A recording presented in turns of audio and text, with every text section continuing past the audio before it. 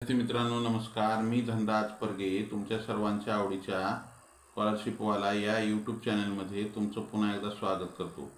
विद्यार्थी मित्रांनो, आज आपण इयत्ता 7वी स्कॉलरशिप नवनीत प्रकाशनाच्या मार्गदर्शिकेतील स्वाध्याय 11.2 हा घटक या ठिकाणी अभ्यासणार आहोत.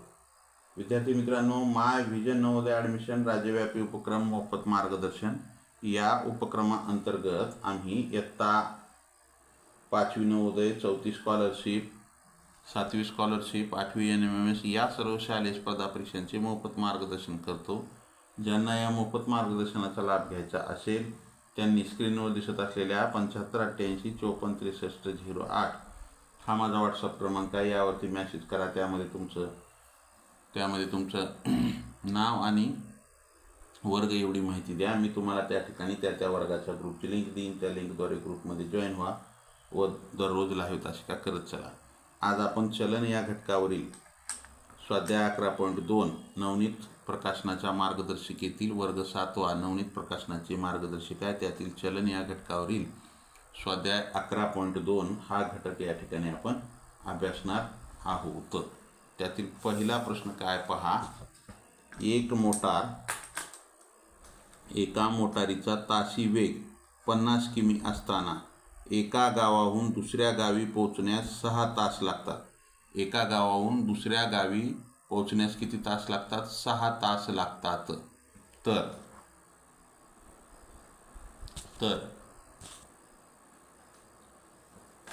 तर त्याच वाहनाने त्याच गावाला 4 तासात पोहोचण्यासाठी वाहनाचा वेग किती असावा? तर पहा, या ठिकाणी काय दिलेलं आहे. 50 किलोमीटरच्या वेगाने जर समजा हे इथून आपल्याला हे अ गाव आहे आणि हे ब गाव आहे, या गावाला जायला हे 50 किलोमीटरच्या वेगाने जर आपण गेलो तर किती तास लागतात? इथं जायला 6 तास लागतात. पण आपल्याला याच गावाहून याच गावाला 4 तासात जायचं आहे. किती तासात जायचे? तर वाहनाचा वेग किती असावा? आता या ठिकाणी काय आहे, तर हे व्यस्त चलन आहे. इथं वाहनाचा जर वेग वाढवला तास कमी होतात आणि वाहनाचा वेग कमी केला तास वाढतात. म्हणजे आता इथं 50 किलोमीटर 6 तासात जायचं होतं, तर आपल्याला इथं काय आहे माहिती आहे का? हे व्यस्त चलनाचं उदाहरण आहे. हे कशाचं आहे? व्यस्त चलनाचं आहे. तर 4 तासात जाण्यासाठी त्याचा वेळ कमी झाला की आपल्याला तिथं काय होतं? किलोमीटर वाढवावे लागतात. मग या ठिकाणी काय आहे, एकतर तुम्हाला मी 2 पद्धतीने, एक चलनाच्या पद्धतीनं पण सांगतो आणि असंही सांगतो. सोपा प्रश्न आहे. या ठिकाणी हे वेग आणि वेळ. आता वेग किती आहे? 50. त्याला वेळ किती लागू लागला आहे? 6 तास. मग वेग माहिती आहे का? नाही. x त्याला किती? 4 तासात जायचे. मग आपल्याला आता हे काय आहे? व्यस्त चलन आहे. हे व्यस्त चलन आपण समचलन अभ्यासलेलं आहे. समचलनामध्ये समजा एका पेनची किंमत 20 रुपये आहे तर 2 पेनची किंमत 40 रुपये. म्हणजे तिथं काय, पेनाची संख्या वाढली की किंमत वाढते. पण इथं काय आहे, इथं वेग वाढवला की वेळ कमी होतो. वेग वाढवला की वेळ कमी लागतो. मग इथं काय येईल? हे 50 गुणिले 6 या दोघाचा गुणाकार बरोबर x गुणिले 4.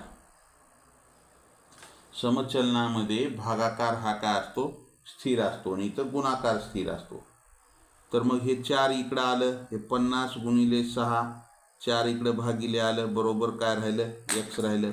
4 भाग घाला, बे त्रिक 6, बे दुनी 4, हे बे एक बे दुनी 4, 1 उरला, 10 झाले, बे पंचे 10.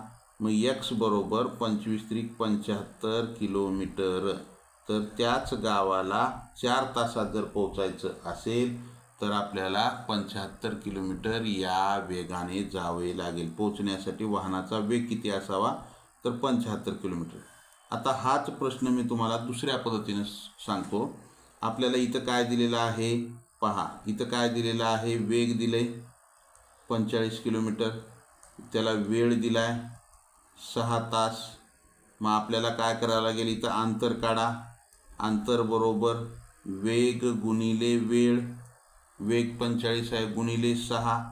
6 पंचे 30ला 0. हा 4 3, 6 चूक 24 आणि 3 27. म्हणजे इथं 270 किलोमीटर एवढं अंतर आहे. या दोन गावामधलं अंतर किती आहे, 270 किलोमीटर आहे. बरोबर आहे. मग आपल्याला हे 270 किलोमीटर अंतर 4 तासात जायचं आहे. मग सूत्र तेच ठेवलं आपण. अंतर बरोबर वेग गुणिले वेळ. वेग गुणिले वेळ. आता या ठिकाणी अंतर किती आहे, सूत्रामध्ये किमती ठेवा. 270. वेग माहिती नाही, वेळ आपल्याला 4 तास दिलाय. 4 बरोबरच्या इकडे येऊन भागिले होईल. हे 270 भागिले 4 बरोबर वेग. बरोबर वेग. 4 1 4, 4 6 24, 4 1 4, 6 पंचे 30, 6 चूक 24 आणि 3 27. काय आलं ते, आपल्याला 4 तासात पोहोचायचं आहे त्याला. तर या 270ला आपल्याला 4ने भाग घालावा लागेल. 1 मिनिट थांबा. 50 किमी आहे हो, इथं 45 नाही, इथं हे 50 आहे. हे काय आहे, 50 आहे. 5 6 30, हे 300 झालं. मग हे 300. तर इथं काय होईल, हे वेग बरोबर 300 भागिले 4. 4 1 4, 4 7 28, 2 उरले, 20 झाले. 4 पंचे 20. आलं का हे 75 किलोमीटर. म्हणजे आपल्याला अशाही पद्धतीनं हा प्रश्न सोडवता येतो. आलं. चला पुढचा प्रश्न, प्रश्न क्रमांक 2. का आहे, दिलेल्या सारणीतील x व y च्या किमतीवरून त्यांच्यातील चलनाचा प्रकार ओळखा. त्यांच्यातील काय करायचं आहे, चलनाचा प्रकार ओळखायचा आहे. आणि अनुक्रमे हे ए आणि बी च्या जागी येणाऱ्या संख्यांचा योग्य पर्याय निवडा. आता आपल्याला काय आहे, समचलनामध्ये काय होतं, समचलनामध्ये एक राशी वाढली तर दुसरी राशी वाढते. बरोबर आहे. आणि समचलनामध्ये काय असतो, भागाकार समान असतो. म्हणजे हे x/y बरोबर k, हे भागाकार समान असतो, स्थिरांक आहे. आणि व्यस्त चलनामध्ये काय असतं, गुणाकार समान असतो.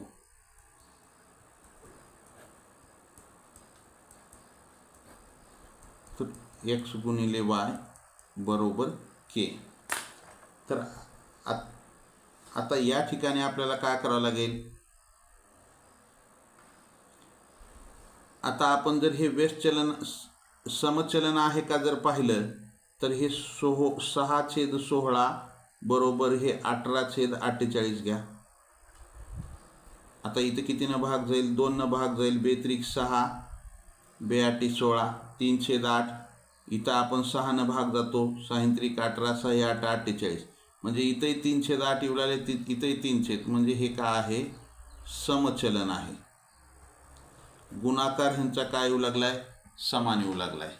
म्हणजे हे काय होऊ लागले, समचलन आहे. इथं के ची किंमत किती येऊ लागली आहे, 3/8 येऊ लागले. के हा काय आहे, स्थिरांक आहे. मग आपल्याला इथं माहिती आहे x भागिले y बरोबर k. x भागिले y बरोबर k. हे x भागिले y बरोबर k. मग आपल्याला x बरोबर k गुणिले y, हे सूत्र माहिती आहे आपल्याला, शिकलोत आपण. हे y इकडे गेलं, गुणिले झालं. बरोबर आहे. मग आपल्याला या सारणीमध्ये इथं y दिलंय, याची किंमत काढायची आहे. x ची किंमत म्हणजे तिथं ये दिला आहे x च्या ऐवजी. मग हे x बरोबर k किती आहे हो, 3/8. k ची किंमत काढली आपण इथं 3/8. गुणिले किती आहे, हे 32. 8 1 8, 8 चौक 32. म्हणजे इथं x बरोबर 3 चौक 12. म्हणजे या येची किंमत किती येईल, 12 येईल. इथं येची किंमत किती येईल, 12 येईल. आता 12/32 केलं तर तुम्हाला 3/8 मिळून जाईल. 4नं भाग जातो. 4 त्रिकम 12, 4 8 32. म्हणजे तुम्हाला येची किंमत मिळाली 12. आणि हे आहे समचलन आहे. आपल्याला काय म्हणते, चलनाचा प्रकार ओळखा. चलन सम आहे. एची किंमत निघाली. आता इथं बीची किंमत काढायची. सूत्र हेच ठेवा, कोणतं? हे एक्स बरोबर के गुणिले वाय. आता या ठिकाणी आपल्याला काय दिले या सारणीमध्ये? एक्सची किंमत दिले 15, केची किंमत माहिती आहे आपल्याला 3/8 आहे. एक्सची किंमत 15 बरोबर केची किंमत 3/8 गुणिले हे वायची किंमत काढायची आपल्याला. मग हे 8 तिकडे जाईल आणि 3 इकडे येईल. मग हे वाय बरोबर काय होईल? 15 गुणिले 8. हे 8 इकडे गुणिले झालं आणि 3 भागिले झालं. 3 × 3, 3×5 = 15. वाय बरोबर 8×5 = 40. म्हणजे या बीची किंमत काय येईल? 40 येईल. इथं बीची किंमत काय आली? 40. बी बरोबर 40. आपल्याला ह्या एची आणि बीची दोन्हीही किमती निघाल्या. बीची किंमत काय आली? 40. म्हणजे आपल्याला काय म्हणले? ए आणि बी या दोघाच्या जागी येणाऱ्या एची किती आहे? 12. हे 12 व 40 हा पर्याय आपल्याला उत्तर येईल. 12 आणि 40 पर्याय क्रमांक 4 आहे, हे उत्तर येईल आपल्याला. आपल्याला इथं ए आणि बीची अनुक्रमे ए आणि बीची पर्यायामध्ये 40 व 12 पण आहे. 40 अगोदर येणार नाही. काय येणार नाही? तर ए आणि बी. एची किंमत अगोदर 12 आणि नंतर बीची किंमत म्हणजे 12 व 40 हे उत्तर येईल. आलं. चला पुढचा प्रश्न. प्रश्न क्रमांक 3. काय आहे प्रश्न क्रमांक 3? पहा, या ठिकाणी आपल्याला काय दिलेलं आहे? एक्स व वाय हे व्यस्त चलनात आहेत. हे कशात आहेत? व्यस्त चलनात आहेत. जेव्हा एक्स बरोबर 24 व वाय बरोबर 6 तर एक्स बरोबर 12, तेव्हा वाय बरोबर किती? आता आपल्याला व्यस्त चलनामध्ये गुणाकार समान असतो. व्यस्त चलनामध्ये काय होतं? गुणाकार समान असतो आणि समचलनामध्ये भागाकार समान असतो. आता इथं व्यस्त चलनामध्ये एक्स गुणिले वाय बरोबर एक्स गुणिले वाय. इथं एक्सची किंमत किती दिली आहे? 24 गुणिले वायची किंमत दिली 6, तर एक्सची किंमत 12 गुणिले हे वाय. मग वाय बरोबर 24 गुणिले 6 भागिले 12. 12 × 12, 12 × 2 = 24. मग वाय बरोबर किती आलं? 12 येतं. हे व्यस्त चलनाचं उदाहरण आहे. प्रश्नातच दिले. व्यस्त चलनामध्ये गुणाकार काय असतो? त्याचा समान असतो. मग या ठिकाणी आपल्याला वायची किंमत काय आली? 12 आली. आलं. चला, ज्यांचं आलेलं आहे त्यांचं अभिनंदन. ज्यांचं चुकलंय त्यांनी लिहून घेत चला. पुढच्या प्रश्नाकडे जाऊ. प्रश्न क्रमांक 4. का आहे प्रश्न क्रमांक 4? 9 किलोग्रॅम हापूस आंब्याची, हे 9 किलोग्रॅम हापूस आंब्याची किंमत, 1 मिनिट, या ठिकाणी काय आपल्याला किंमत लिहायची राहिली होती. 9 किलोग्रॅम हापूस आंब्याची किंमत 1440 रुपये आहे.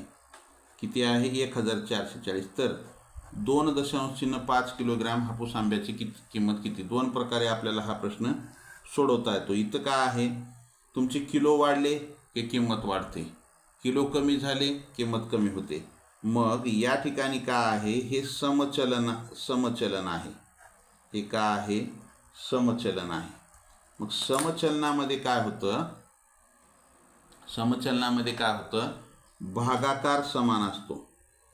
समचलनामध्ये काय होतं? भागाकार समान असतो. भागाकार काय असतो? समान असतो समचलनामध्ये. मग हे आंबे आणि हे किंमत.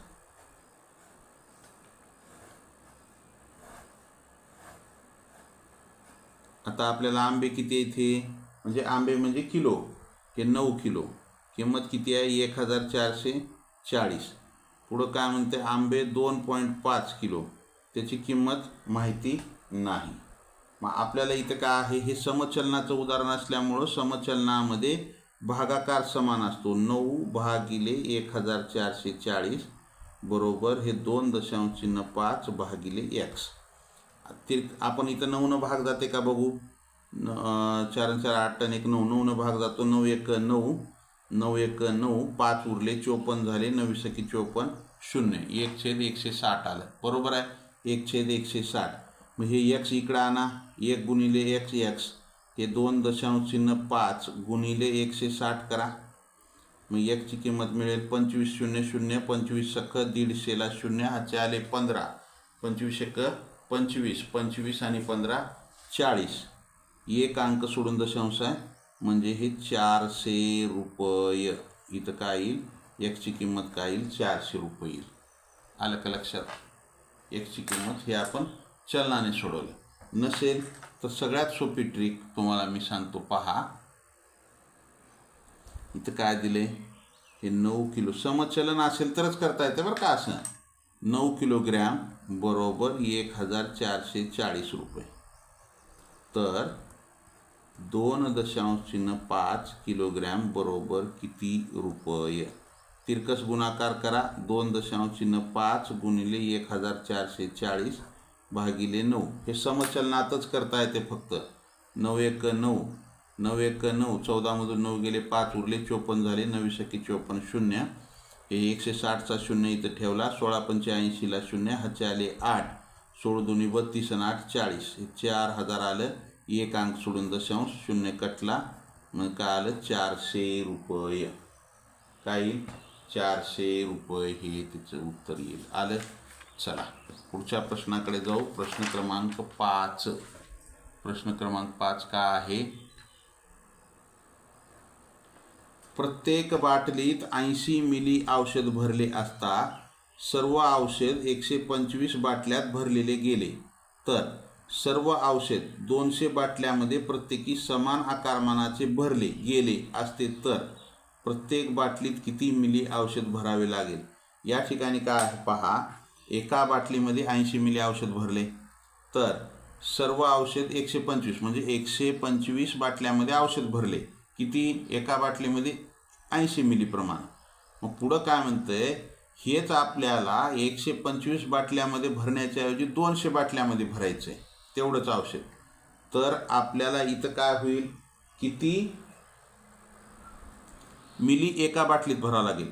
125 बाटल्यात जर भरलं तर इथं काय होईल, 80 मिली एका बाटलीत भरावं लागेल. आणि हेच जर आपल्याला 225 हे काय 200 बाटल्यामध्ये भरायचं तर किती मिली, म्हणजे पहा या ठिकाणी ही अशी बॉटल आहे आणि ही बॉटलीमध्ये 80 मिली भरले, तर हे आपल्याला 125 बॉटल लागल्या. आता किती बॉटल लागल्या, आता 125. औषध जेवढं असेल तेवढं भरलं. आणि हेच आपल्याला काय करायचे माहिती आहे का, हेच आपल्याला इथं 200 बॉटलमध्ये भरायचे. 200 बॉटलमध्ये भरायचे. किती भरायचे, 200 बॉटलमध्ये हे औषध भरायचे. तर ह्या एका बाटलीमध्ये आपल्याला किती औषध भरावे लागेल. आलं का लक्षात? प्रश्न अवघड नाही, एकदम सोपा आहे. आपल्याला काय करावं लागेल, सर्वप्रथम आता या ठिकाणी तर हे समचलन आहे का व्यस्तचलन आहे पहा. या ठिकाणी हे औषध 80, हे 125. मग आता इथं बॉटलची संख्या वाढली की औषध कमी येणार इथं. मग हे आहे व्यस्त चलन.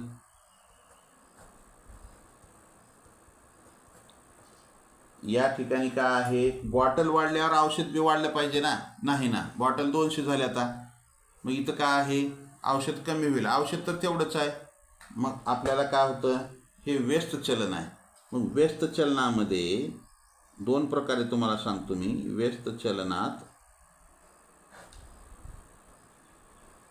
गुणाकार समान असतो व्यस्त चलनामध्ये. मग हे 80 गुणिले 125 बरोबर हे x गुणिले 200. मग इथं काय येईल, हे 80 गुणिले 125 ते 200 तिकडलं इकडे येऊन भागिले होईल, बरोबर x राहील. हे 0 कटला, हे 0 कटला. 4 दुनी 8, 4 पंचे 20, 5 एक 5, 5 दुनी 10, 2 उरले, 5 5 25 झाले. 2 उरले, 5 5 25. मग x बरोबर काय झालं, 50 मिली झालं. हे म्हणजे 200 बाटल्यामध्ये तेवढंच औषध जर भरायचं असेल तर आपल्याला एका बाटलीमध्ये 50 मिली एवढं औषध भरावं लागेल. आलं का लक्षात? तर पहा, आता या ठिकाणी आपल्याला काय करावं लागेल. आता दुसरी पद्धत सांगतो मी तुम्हाला. आपल्याला एकूण औषध काढू आपण. एकूण औषध किती आहे हो? एका बाटलीत 80 मिली आहे. 125 बाटल्यात भरले. हे 125 गुणिले 80 बरोबर हे 0. इथं घेऊ. 8×45 0. 5 8 80चा एक 0 ठेवला. 8 गुण. 8×45 0 हातचे 4. 8 दुनी 16. 16 आणि 4 20 0 हातचे 2. 8 1 8. 8 आणि 2 10. काय झालं? हे 10,000 मिली औषध आहे. एकूण औषध किती आहे? 10,000 मिली आहे. मग हे आपल्याला 200 बाटल्यात भरायचे. म्हणजे हे 10,000 भागिले 200 करा. हे 0 कटले, हे 0 कटले. बे 1 बे, बे 5 10 0. काय आलं? एका बाटलीमध्ये 50 मिली. आपण हे असंही करू शकतो. आलं का लक्षात? ज्यांचं आले त्यांचं अभिनंदन, ज्यांचं चुकले त्यांनी लिहून घेत चला. लाईक केलं नसेल लाईक करा. नवीन असाल जरूर सबस्क्राईब करा. सबस्क्राईबच्या बाजूला बेल आयकॉनचं बटन आहे, त्याला प्रेस करा. म्हणजे इथून पुढचे येणारे व्हिडिओ असतील किंवा लाईव्ह तासिकेचं नोटिफिकेशन असेल तर सर्वात अगोदर तुम्हाला मिळेल. Like share and subscribe. या ठिकाणी चला पुढच्या प्रश्नाकडे जाऊ. प्रश्न आहेत आणखी. एकूण आपल्याला या ठिकाणी 10 प्रश्न आहेत. पुढच्या प्रश्नाकडे जाऊ. पुढचा प्रश्न आपल्यासाठी काय पाहू. पहा, पुढचा प्रश्न काय आहे विद्यार्थी मित्रांनो. हरीने रोज 5 तासाप्रमाणे 8 दिवस काम केले. पहा, हरीनं काय केले? 5 तासाप्रमाणे 8 दिवस काम केले. रामने रोज 4 तास याप्रमाणे 12 दिवस काम केले. दोघांना मिळून 880 रुपये मजुरी मिळाली. तर रामला किती रुपये मजुरी मिळाली? पहा, आपण काय करू. हे हरी ह्याने एका दिवसात 5 तास काम केले. किती दिवस केले? 8 दिवस. म्हणजे किती झाले? हे हरीचे झाले 8×5 40 तास. त्यानंतर रामनं रोज 4 तास काम केले. किती दिवस? 12 दिवस. मग रामचे किती झाले? 12 चोक 48 तास. 12 चोक 48 तास. ह्यांचे एकूण तास किती झाले हो? दोघाचे मिळून एकूण तास किती झाले? हे बेरीज करा. 8 8 हे 88 तास. मग आता 88 तासाची मजुरी मिळाली आहे. 88 तास बरोबर 880 रुपये. तर एका तासाची मजुरी किती होईल? अगोदर आपण एका तासाची काढू आणि मग आपल्याला प्रश्नामध्ये रामची विचारले, रामची काढू. ही 1 गुणिले 880 भागिले 88. 88 1 88. 88 1 88 बरोबर काय होईल? हे 10 तास. हे 10 एका तासाला 10 रुपये. एका तासाला किती? 10 रुपये. मग रामची किती तास आहेत? 48 तास. रामची मजुरी बरोबर रामची एकूण तास किती आहेत? 48. एका तासाला 10 रुपये. म्हणजे काय झाली? ही 480 रुपये मजुरी असेल रामची. रामला किती रुपये मजुरी मिळेल? 480 रुपये मजुरी मिळेल. आलं. चला पुढचा प्रश्न. प्रश्न क्रमांक 7. 10 प्रश्न आहेत एकूण. प्रश्न क्रमांक 10 काय म्हणते? PQRS या चारही संख्या प्रमाणात आहेत. तर पुढीलपैकी सत्य विधान ओळखा. आपल्याला इथं काय दिलेलं आहे? PQRS या चारही संख्या प्रमाणात आहेत. तर पुढीलपैकी सत्य विधान ओळखा. या ठिकाणी काय दिलेलं आहे पहा. PQRS या संख्या, 4 संख्या जर प्रमाणात असतील, 4 संख्या जर प्रमाणात असतील तर काय होतं माहिती आहे का? अंत्यपदाचा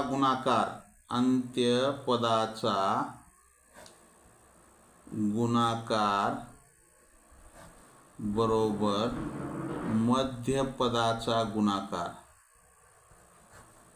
4 संख्या जर प्रमाणात असतील तर अंत्यपदाचा गुणाकार. अंत्यपद कोणते?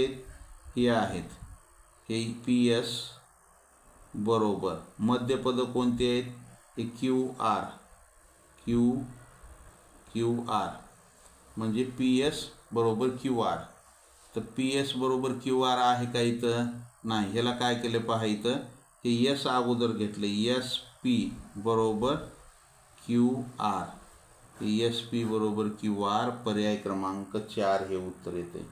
काय ते उत्तर, पर्याय क्रमांक 4 हे उत्तर येते. आले. चला पुढच्या प्रश्नाकडे जाऊ. प्रश्न क्रमांक 8. वर्तुळाचे क्षेत्रफळ ए आहे आणि त्रिज्या आर आहे, तर ए आणि आर मधील संबंध चलनाचे चिन्ह वापरून लिहा. पहा, या ठिकाणी आपल्याला क्षेत्रफळ काय दिलं, ए म्हणजे एरिया, एरिया म्हणजे ए, आणि त्याच्यानंतर रेडियस म्हणजे त्रिज्या, त्रिज्या बरोबर काय दिलेला आहे, आर दिलेला आहे.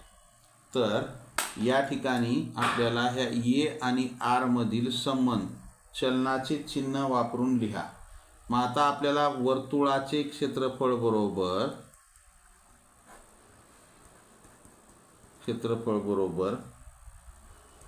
पाय आर वर्ग, पाय आर वर्ग, ए बरोबर पाय आर वर्ग,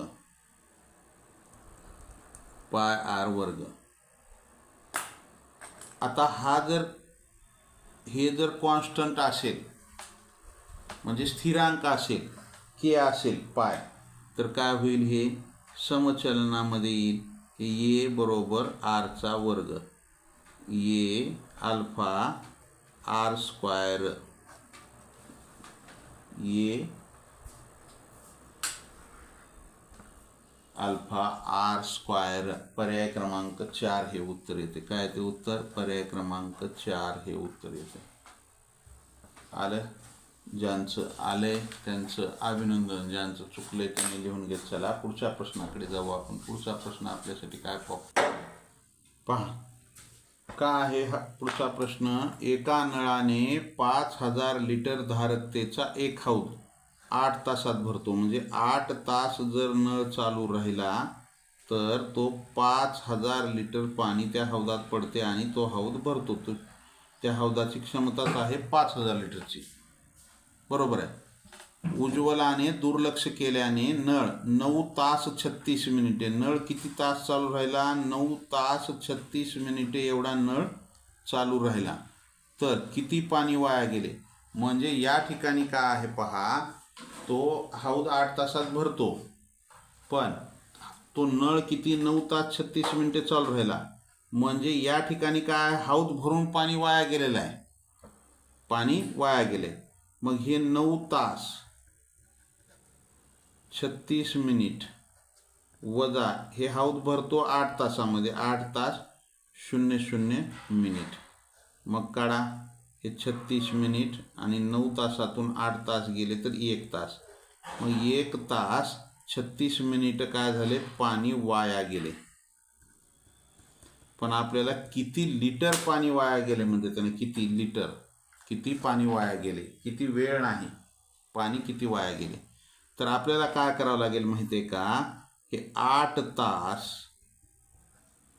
बरोबर 5000 लिटर. तर एका तासाचे काढा, 1 तास बरोबर किती लिटर, 1 गुणिले 5000 भागिले 8, 8 1 8, 8 संग 48, 50 मधून 48 गेले, 2 राहिले, पुढं 0 20 झाले, 8 दुनी 16, 20 मधून 16 गेले, 4 राहिले, पुढं 0 40 झाले, 8 पंचे 40.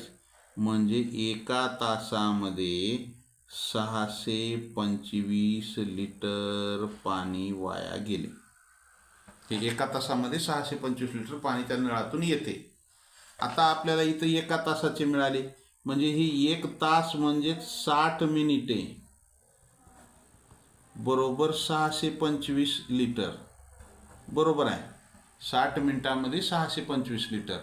हे आपण मिनिटांमध्ये का काढलं पहा इकडं. आता आपल्याला इथे 1 तास 36 मिनिटे दिले, म्हणजे हे एका तासाचे 60 मिनिटे आणि प्लस हे 36 मिनिटे बरोबर हे 96 मिनिटे झाले. किती झाले हे 96 मिनिटे. मग आता 60 मिनिटामध्ये 625, 60 मिनिटे बरोबर 625 लिटर. तर 96 मिनिटे बरोबर किती लिटर? हे 96 गुणिले 625 भागिले 60, भागिले 60, 60 भाग घाला.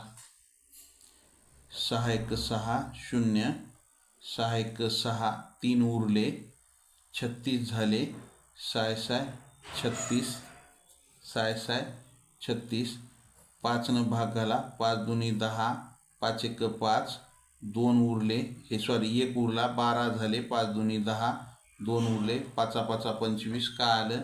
16 गुणिले 125 भागिले 2, बे 1 बे, बे 8 16, गुणाकार करा. 8 45ला 0 हातचे आले 4, 8 2 16, 16 4 20ला 0 हातचे 2, 8 1 8 2 10, 1000 लिटर एवढं पाणी वाया गेले. किती लिटर? 1000 लिटर एवढं पाणी वाया गेलेलं आहे. उत्तर काय येईल? 1000 लिटर हे उत्तर येईल. आलं का लक्षात? ज्यांचं आलंय त्यांचं अभिनंदन, ज्यांचं चुकलंय त्यांनी लिहून घेत चला. पुढच्या प्रश्नाकडे जाऊ आपण. पुढचा प्रश्न आपल्यासाठी काय आहे? पुढील सारणीवरून सत्यविधान कोणते? या ठिकाणी आपल्याला ही सारणी दिलेली आहे आणि ही सारणी काय आहे पहा.